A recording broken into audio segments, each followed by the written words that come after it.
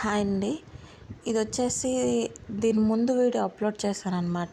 దీనికి సంబంధించి అది చూస్తే మీకు ఇది అర్థమవుతుంది.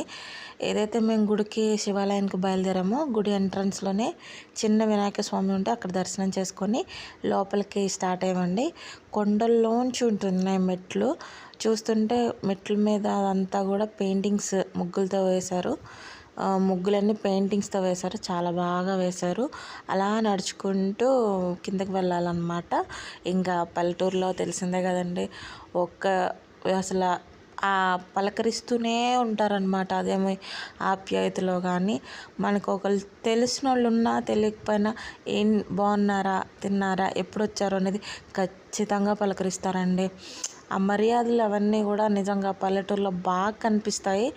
అవన్నీ కూడా పిల్లలు చూస్తున్నప్పుడు మనం మాట్లాడుకునే కన్వర్జేషన్ అంతా కూడా వాళ్ళు కూడా వింటూ ఉంటారనమాట. అంటే వాళ్ళకి కూడా కొంచెం ఐడియా వస్తుంది. అప్పుడప్పుడు నన్ను అడిగితే ఇలాంటి ఊర్లకు తీసుకెళ్తేనే వాళ్ళకంటూ కొన్ని విలువలు అవి తెలుస్తాయి అనిపిస్తుంది. ఇంకా అలా తెలిసిన వాళ్ళు వచ్చారు, మాట్లాడేసాము. మళ్ళీ కంటిన్యూ మెట్లు దిగి నిదానంగా లోపలికి వెళ్తూ ఉన్నాము.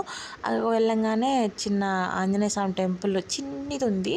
అక్కడ దండం పెట్టేసుకొని లోపలికైతే శివాలయం లోపలికి వచ్చేసాం అనమాట. జస్ట్ ఒక 3-4 స్టెప్స్ ఉంటాయి అంతే. దిగి గేట్ ఓపెన్ చేసుకొని గుళ్ళోకి వెళ్ళడమే అంతే. గుడి నిజంగా చాలా బాగుంటుందండి.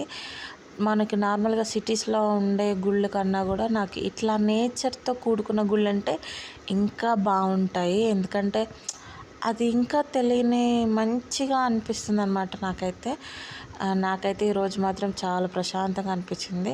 మంచిగా దేవుడిని మనస్ఫూర్తిగా దండం పెట్టుకొని నాకు నెరవేర్చుకోవాల్సిన కోరికలన్నీ ఆయనకి అబ్బచెప్పేసి మనశ్శాంతిగా దండం పెట్టేసుకున్నానండి. మీరు కూడా అందరూ దర్శించుకోండి. ఆయన ఆశీస్సులు మీ అందరికీ ఉండాలని కోరుకుంటున్నాను. నా యూట్యూబ్ ఛానల్ కొత్తగా స్టార్ట్ చేశానన్న విషయం మీ అందరికీ తెలుసు కదండి. సో నా యూట్యూబ్ ఛానల్ని సపోర్ట్ చేయండి. ప్లీజ్ సబ్స్క్రైబ్ చేసుకోండి, లైక్ చేయండి, షేర్ చేయండి.